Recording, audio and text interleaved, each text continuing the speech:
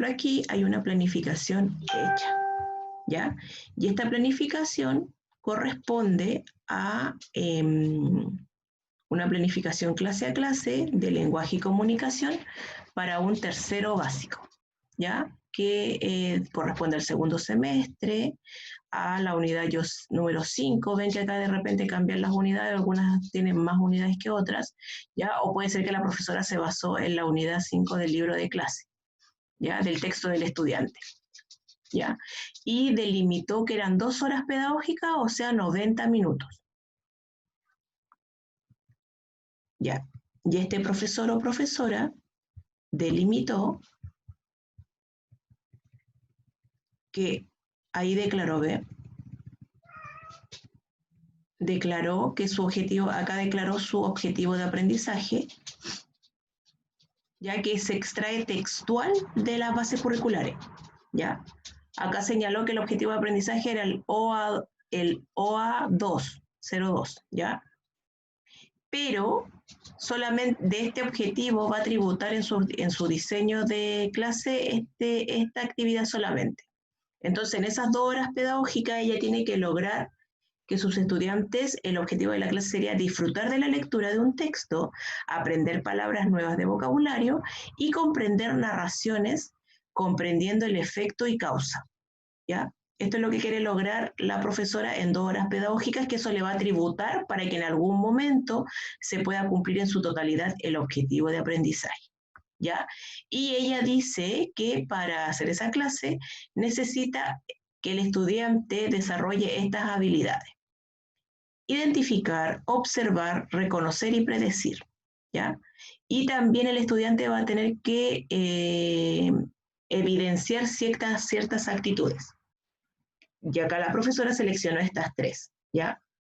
Va a tener que ser capaz de demostrar interés por la lectura, reflexionar y demostrar respeto frente a las opiniones y los puntos de vista de las demás personas, ¿ya?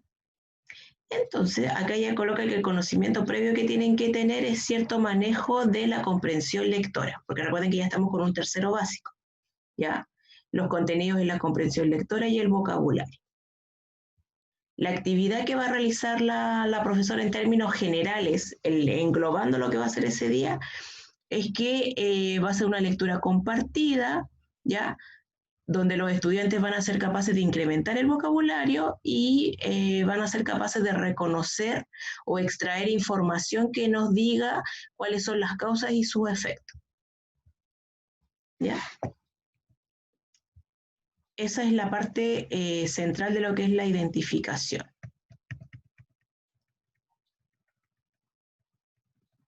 Entonces, esta profesora dividió esos 90 minutos que hablamos en una primera instancia y dejó 10 para el desarrollo, o sea, 10 para el inicio, 70 para el desarrollo y 10 para el cierre.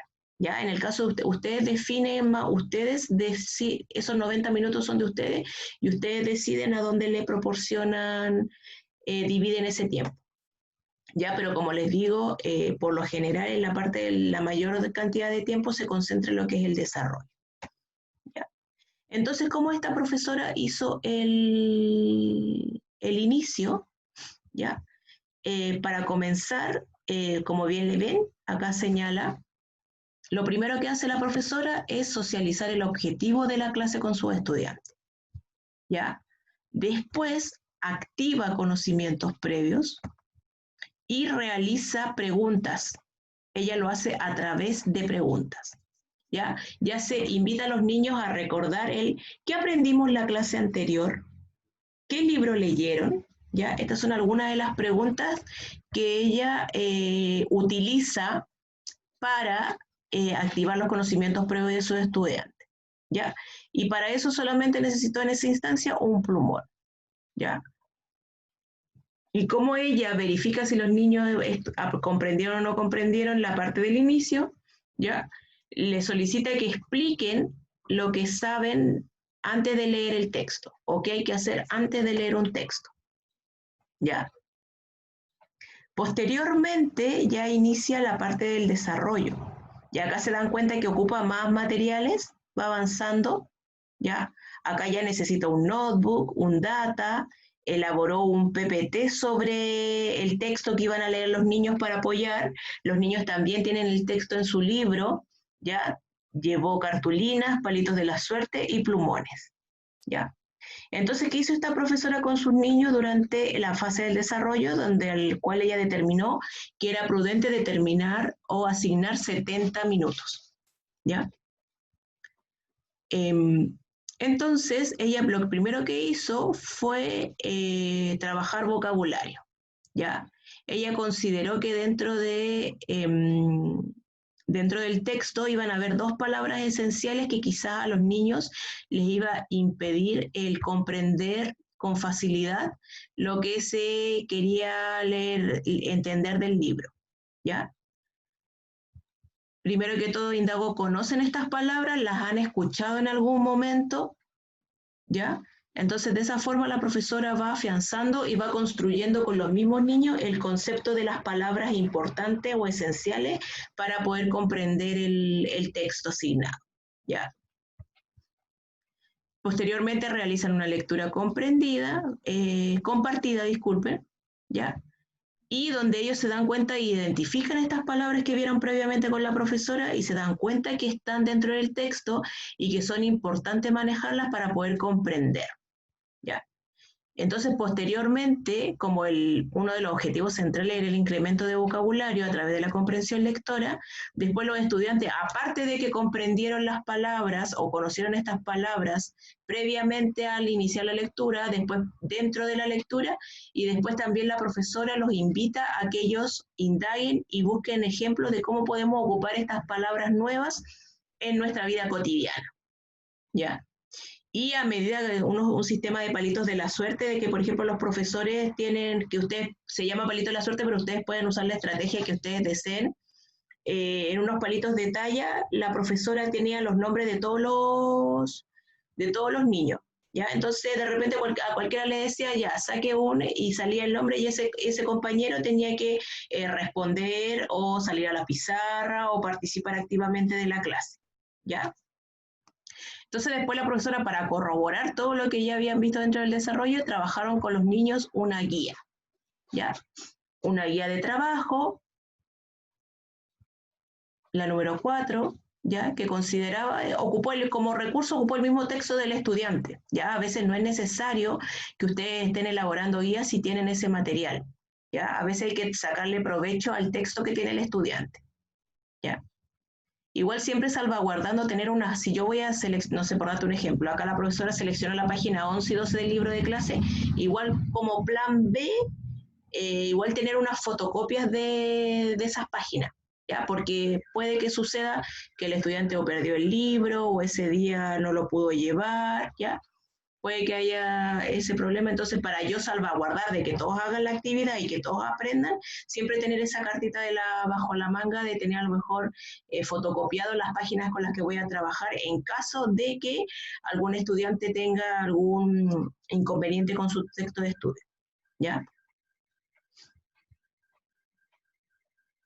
Y después ven, como acá dice la profesora, en todo momento acá ocupó el texto del estudiante. Ocupó las páginas 11 y 12 y ocupó las páginas 13 y 14 para que los estudiantes hicieran sus actividades, ¿ya? Donde ahí el estudiante es el que toma el protagonismo, el estudiante trabaja con su texto de clase, la profesora monitorea, se pasea por toda la sala de clases, asiste a los estudiantes, colabora con dudas, consulta, ¿ya? Pero quien tiene que hacer la actividad y quien tiene que trabajar con el libro de clases son los niños, ¿ya?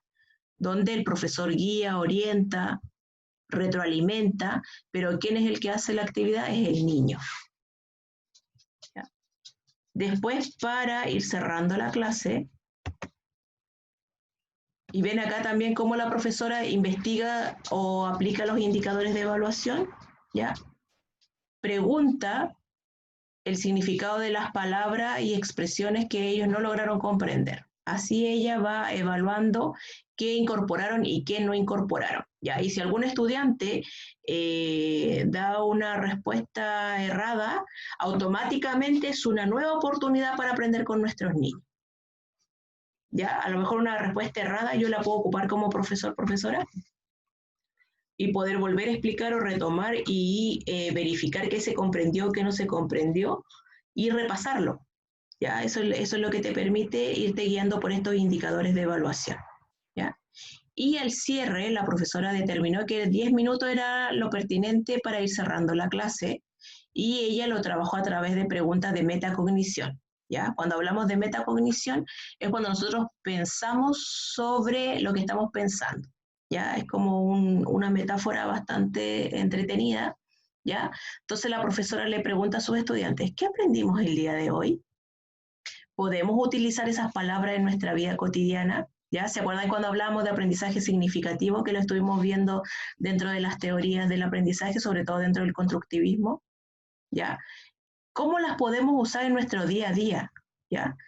Entonces el estudiante, al darse cuenta que esas palabras están presentes en su día a día, le toma significado y le toma importancia y sabe que las puede aplicar y las va codificando en su cerebro como algo importante para usar y aplicar en el momento que él estime conveniente. ¿Ya? ¿Se acuerdan que es el real sentido del aprendizaje significativo? Que lo que nosotros aprendemos lo podamos utilizar en el momento que nosotros queramos, no solamente en ámbitos escolares, sino en el día a día, en la vida cotidiana, en la vida laboral. ¿Ya? Ahí nosotros ya estamos hablando que estamos frente a un aprendizaje de carácter significativo. ¿Ya? ¿Qué más te gustó? También apreciar la parte de las emociones de los estudiantes. Esto es muy importante, sobre todo ahora en este contexto. ¿Te gustó la clase? ¿Te parece la clase bien? ¿Tienes alguna sugerencia cuando hagamos otra lectura? ¿Te gustaría que fuera de estas mismas características o lo hacemos de otra forma? ¿Ya? Entonces ahí se va enriqueciendo la clase y como bien les señalé en otras ocasiones, aprenden los niños, pero también uno aprende como profesor.